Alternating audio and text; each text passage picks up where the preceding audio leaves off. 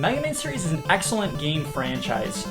Starting out on the NES, many games quickly drew to the success of the series, drawing influence from the music, level design, gameplay, and weapon systems.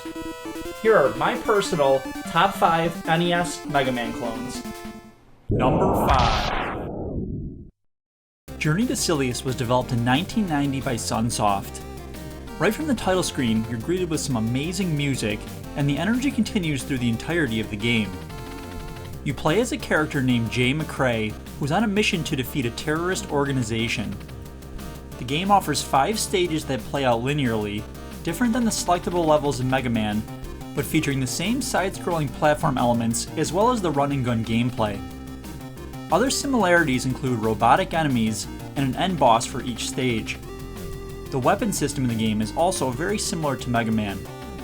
You acquire new weapons as you defeat enemies in the game, which are interchangeable on the menu screen. These have limited but replenishable ammo and include a spread gun, homing missile, machine gun, and grenade launcher. Overall, Journey to Sillies is a great platforming game on the NES. Number 4. Wampum is a platforming game developed by Jaleco in 1990. You play as a Native American in a side-scrolling platform adventure. You drop into the game with an introductory segment to get a feel for the game before you're presented with a stage select screen with 6 different areas. Your main weapon is a spear, which can be thrusted in multiple directions, including an upward and downward thrust similar to the attacking in Zelda 2.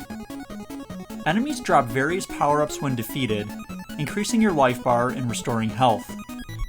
Each stage is guarded by an end boss and unlocks a new weapon ability for your spear. These can be freely switched through as you play and include a freezing ability as well as projectile darts. While the music can be hit or miss, many of the tracks are fitting and catchy. Otherwise, the game offers bright and colorful sprites and in my opinion is a hidden gem on the system. Number 3. Bucky OHare was developed in 1992 by Konami. This action platforming game starts you out with Bucky as he rescues his captured crew. Each member is trapped on a different planet, with stages that can be selected in any order. Your main attack is a standard gun that is used to defeat enemies across each level. A boss fight at the end of each level rescues one of your allies, which can then be used to help on your mission. Characters can be interchanged on the fly using the select button, each one having unique abilities, such as Blinky, who can hover for short periods and destroy ice blocks. The enemies and bosses in the game are pretty easy overall, and the only time I really die in the game is with the difficult platforming segments. Like most of the games on this list, Bucky OHare has enjoyable graphics and music, and offers a really fun experience overall. Number 2. Darkwing Duck was released in 1992 by Capcom, the same developers of the Mega Man series. As such, the gameplay draws many similarities from the shooting abilities to the platforming elements. The controls are very tight and responsive and incorporate some new mechanics such as hanging on hooks and riding on tires.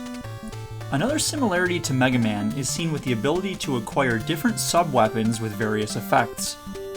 You can only hold on to one alternate weapon at a time, however, and have limited but refillable ammo.